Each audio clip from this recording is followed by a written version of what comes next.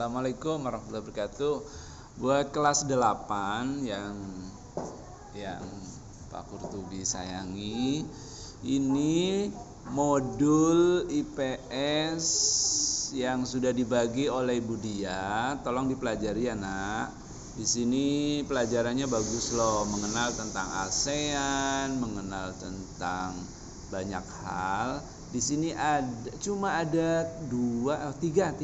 ada tiga unit pembahasan ya. Unit 1 ASEAN itu kita, kemudian unit 2 harmoni ASEANku, dan unit 3 Indonesiaku dan ASEAN. Ini tugasnya apa? Dibaca berulang-ulang sampai dipahami betul. Lalu yang kedua, di sini ada penugasan tuh, lihat tuh ada kata-kata penugasan. Oke. Di penugasan ini halaman 6 ya, coba cek yuk halaman 6-nya mana. 1 2 3 4 5 6. Tuh halaman 6. Manakah? Nah, ini dia nih halaman 6. Di halaman 6 ini penugasan. Penugasan ini sebetulnya harus di setara daring, cuma kalian pada malas buka setara daring, jadi udah kerjakan aja di sini ya. Di sini ada mana tugasnya? Ini penugasan dengan peta ASEAN yang sudah disiapkan. Mana peta ASEAN? Nah, peta ASEAN itu, nah ini ya, di sini ada. Atau kalian mau cari di Google ya? Kan di sini Indonesia tuh ada Indonesia ya. Kemudian apalagi tuh banyak. Nah itu dengan peta yang sudah kalian punya, kalau enggak ya download aja di Google Map ada. Saya jawab tuh yang A. Dengan peta ASEAN yang sudah disiapkan, tunjukkan dan tuliskan letak dari negara anggota ASEAN. Ya, dibaca dulu atasnya, pasti ada itu ya. Kalau tidak dibaca jangan langsung dijawab.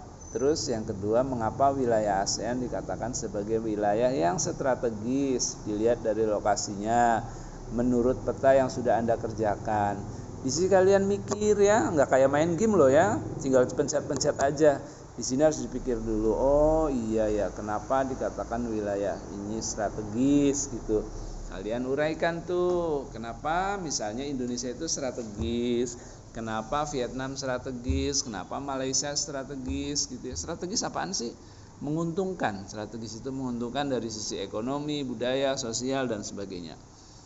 Dilihat dari lokasinya. Misalnya PKBM Negeri 27 itu letaknya strategis.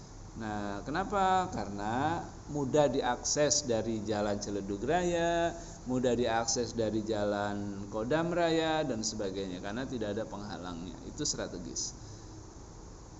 Terus tujuannya ini ada 3 ya, tapi tidak perlu baca aja kalau tujuan mah. Nah, di sini langkah-langkah kegiatannya, peserta didik diminta menunjukkan dan menuliskan lokasi tiap negara anggota ASEAN pada peta-peta berikut. Nah, jadi ini apa Indonesia, kan ini apa Filipina dan seterusnya. Cuma yang tugasnya itu adalah ditulis letak posisi tiap-tiap negara ya. Oke. Gimana, bisa dimengerti? Kalau sudah, kalau yang pengen nilainya lebih besar, coba kerjakan di setara daring ya. Di situ sudah ada tugas 1, tugas 2, tugas 3. Itu tugas 1 ya, halaman 16. Tugas 2 halaman berapa? Lihat di daftar isi. Ini daftar isinya. Unit 2 harmoni ASEANku. Dibaca dulu kondisi alam negara ASEAN, sumber daya alamnya, karakteristiknya. Terus di sini ada penugasan halaman 15. Halaman 15 mana ya?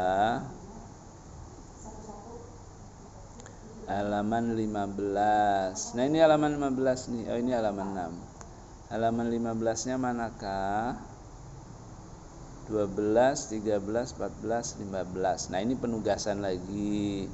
Di sini dikatakan, buatlah ringkasan mengenai kondisi alam dan kondisi penduduk negara-negara di ASEAN. Buatkan dalam bentuk tabel kondisi alam dan karakteristik penduduk. Karakteristik itu apa? Ciri-ciri khas. Ya kalau belum pernah tahu ini ya pasti kalian belum tahu, maka harus dibaca dulu materinya ya. Coba amati nomor 2. Coba amati dan jelaskan mengapa negara Indonesia, Malaysia, Singapura dan Brunei itu memiliki banyak persamaan. Nah, kamu pikir tuh apa persamaannya? Misalnya warna kulit, misalnya bahasa dan sebagainya. Kasih contohnya ya. Nah, ini langkah-langkah mengerjakannya itu ada tabelnya, dibikin tabel kayak gini nih. Nomor 1 negara Indonesia. Kondisi geografisnya gunung, sungai, iklim bagaimana ya. Peserta didik diberikan foto dan video mengenai kependudukan di Indonesia, Malaysia. Tinggal dicari ya.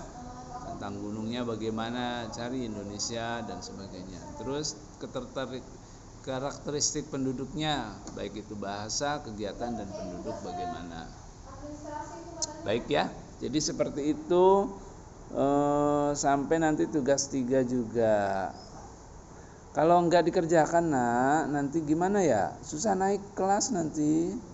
Ya, enggak bisa naik modul. Sampai akhir tahun misalnya nih enggak dikerjain modul 1, ya sudah. Enggak akan ada dapat nilai karena sekarang enggak ada istilah kelas 1, kelas 2, kelas 3, enggak ada istilah semester, enggak ada istilah UTS. Pakainya ujian modul ya. Begitu aja. Terima kasih. Assalamualaikum warahmatullahi wabarakatuh.